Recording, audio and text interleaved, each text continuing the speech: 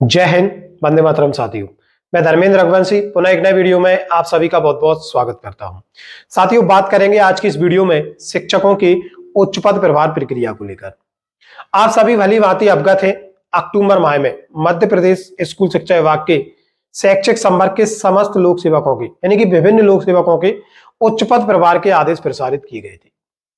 हालांकि उनकी कार्यमुक्ति होल्ड पर रखी गई थी विधानसभा निर्वाचन प्रक्रिया के चलते, जो कि अब प्रारंभ हो चुकी है।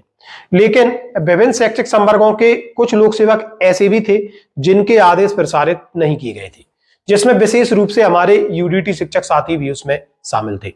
अब ऐसे शिक्षक साथियों का लगातार एक प्रश्न देखने को मिल रहा है, क्योंकि आचार संहिता समाप्त हो चुकी है, तो क्या अब इनके उच्च पद प्रभार के आदेश जारी किए जाएंगे? ये सबसे बड़ा सवाल है।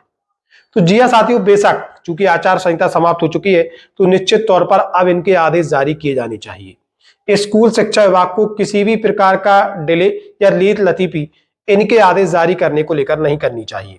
लेकिन एक चीज समझने वाली यहां पर यह भी है, स्कूल शिक्षा विभाग ने ऐसे लोक सेवक जो उच्च पद प्रभार प्रक्रिया से वंचित रह गए थे, जो पात्र थे और छूट गए थे, उनके लिए एक शेड्यूल जारी किया था, जिसमें 12 दिसंबर के बाद उनकी काउंसलिंग होना है।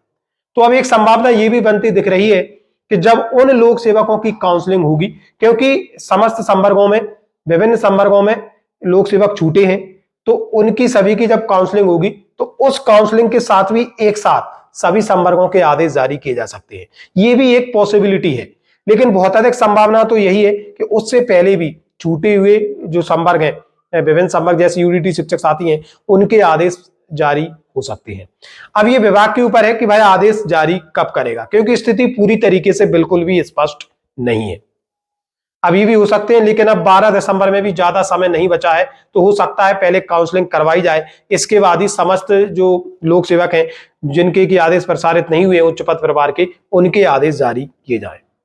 आप सभी को मालूम है, पहले भी यह प्रक्रिया जनवरी से चलकर अक्टूबर तक आ गई थी, यानी कि एक लंबा डिले इसमें देखने को मिला था। लगातार नए आदेश हमें देखने को मिले थे और उच्च पद प्रभार प्रक्रिया धीरे धीरे करके 10 माह में भी पूर्ण नहीं हो पाई थी, और विधानसभा चुनाव की आचार संहिता के चलते यह प्रक्रिया होल्ड पर रख दी गई थी।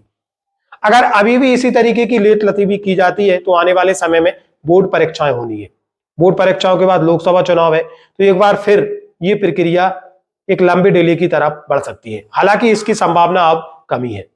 अगर विभाग अपनी पूर्ण इच्छा शक्ति के साथ इस कार्य को निरंतर रूप से जारी रखता है, तो दिसंबर माह में ही यह प्रक्रिया संपन्न हो सकती है, और ऐसे लोक सेवक जिनके उच्च पद प्रभार के आदेश जारी नहीं हुए हैं, उन सभी के आदेश जारी किए जा सकते हैं।